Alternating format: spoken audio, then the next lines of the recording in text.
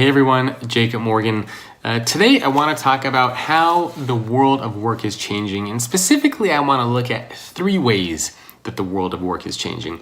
There are not just 3 ways, there are many others. I'm sure you can think of them, but these are the 3 that I think we're starting to see a lot more conversations around and a lot more initiatives and investment around.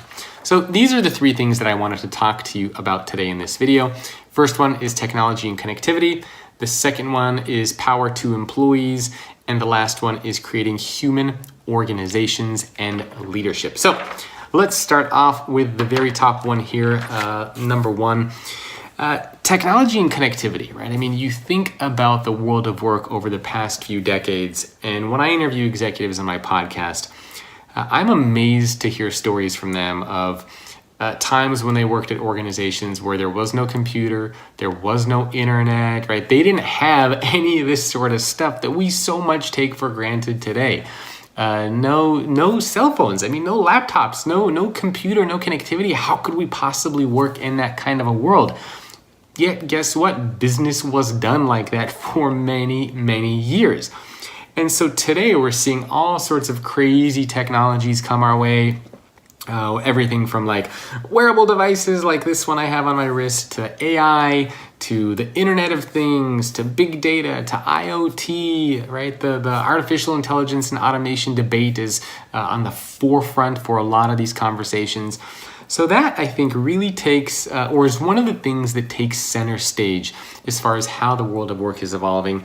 It's really about technology. How is technology impacting the way that we think about work, how we work, when we work, where we work, and even the types of jobs that we will do now and in the future? So that's number 1 on the list. It is technology. Number 2 is power to employees. And I think one of the really cool things that we're starting to see now is that there's been a little bit of a shift as far as the power or voice. So if you were to think back a couple of years ago, even a decade ago, 2 decades ago, employees inside of most organizations really didn't have much of a voice. They didn't have much of a say. They couldn't speak up. It was kind of like whatever the organization told you to do, you had to do. Whatever your manager told you to do, you had to do. There was no really room for conversation or for negotiation. And at that time, if an organization had a job that it wanted to fill, one by one, employees would interview for the company, and it would really be up to the employee to convince the company why they should work for the company. Right? So in other words, the company had all the power and you had to explain to the company why you should work there. But today I think we're seeing a balance of power shift.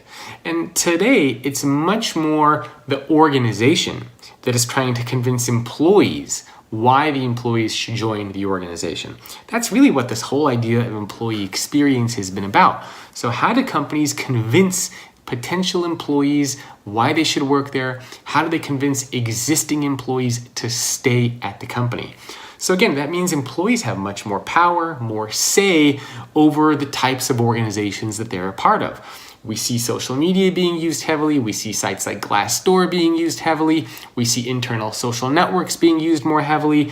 We see people calling each other out when things aren't going right. So much more power, I think, in the hands of the employee, which has been a fascinating trend to see. And it's really forcing organizations to step up and to create these places of work where employees actually want to show up to work. Now, this doesn't mean that we're all about creating kind of a Pinocchio's island, no accountability, free perks, free food. That's not what I'm talking about. But I think it does mean that we're starting to look at things like health and wellness programs, diversity and inclusion, leadership styles, workspace, right? We're thinking about stuff in ways that we haven't thought about previously, and it is a good thing. The last one that I want to talk about here is this idea of creating human organizations and leadership.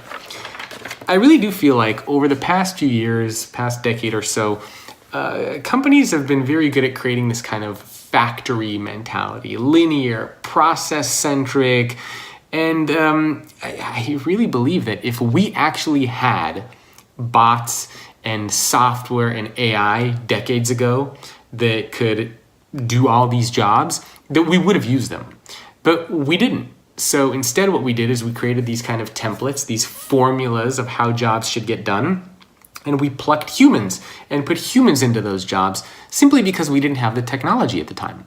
But now we're approaching a point where that technology is starting to come to life, and we actually might be able to start to use technology for those routine, mundane things.